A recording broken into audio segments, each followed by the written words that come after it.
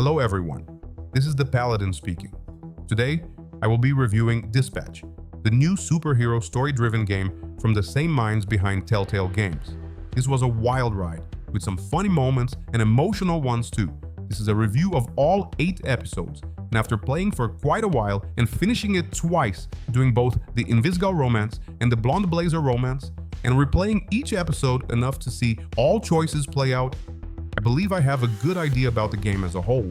I will not show the scenes from episodes 7 and 8 because they have the most spoilers and story twists, but I will be commenting on them as well. Let's dive in. First of all, let's get the gameplay out of the way. The dispatch part of the game, it's interesting to a certain point. It's kind of fun to try the different outcomes and to get a perfect shift. The dialogue during it also adds to the plot and has some funny moments. It becomes more challenging as episodes go by, but in the end, it feels like it's filling space to add content before the cutscenes. The quick time events are irrelevant to the story and are quite easy, so unless you want to compare yourself with others and get a perfect score, you might as well just turn them off and watch the scenes. And then there is the node hacking. They might start as a quirky way of adding tension and interactive motions to the game, but eventually grow to be just a bother. It's the worst part of the game. And then we have the writing, the strongest point of every Telltale game. And in Dispatch, it still is the best part. The dialogue is well thought out. It fleshes out every main and side character well enough to make they grow on you as episodes pass. Every character has their own flawed personality and charming quirks. For example, I didn't like Malevola at the beginning, but she was one of my favorites at the end. The humor lands more times than not, and the conflicts between the characters work and fit the narrative. They all have some personal stake that makes sense and moves the plot forward. The dialogue options are a mixed bag, with some having genuine impact in the game and others just being for flavor text. There is a hidden point system in the game that gives certain options a plus or minus. When it comes to the decision that matters, there are 2 underlying ones that actually change the ending, one being how you treat a specific character and the other is how you see being a hero.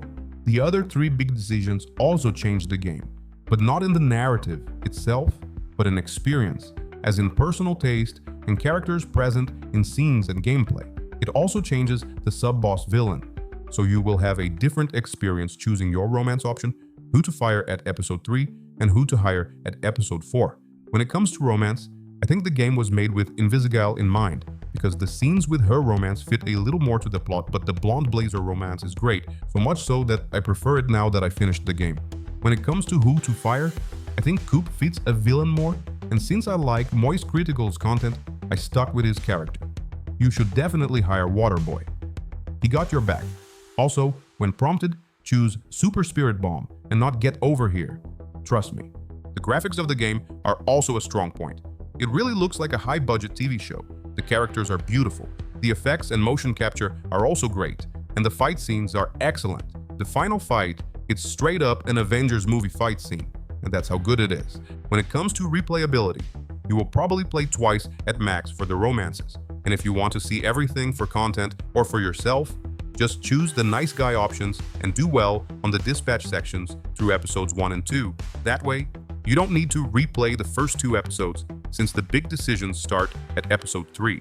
All things considered, Dispatch is a really good game that is trying something different in the same genre that the creators are known and loved for. It gets more right than wrong, with great side characters, fun dialogue, and beautiful scenes and graphics. But Robert is no Lee Everett and definitely no Bigby. And the reason for the villain's plans and schemes is so lame as to break immersion at the end. I still love the characters and setting. I will still come for Season 2 if there is one, since the game finishes both in a way to hint at a second season and also as a proper ending. But I would be in the wrong to give it the same score to Dispatch as games like The Wolf Among Us and the first The Walking Dead Telltale game. So it gets a loving 7.5 out of 10. I still recommend it and believe every story-driven game lover will enjoy it. It doesn't bring Telltales back from the dead, but it's a pretty damn good start. So, did you like Dispatch? Have you played all 8 episodes? Who did you romance, hire, and fire? Share that in the comments. This is the Paladin signing off.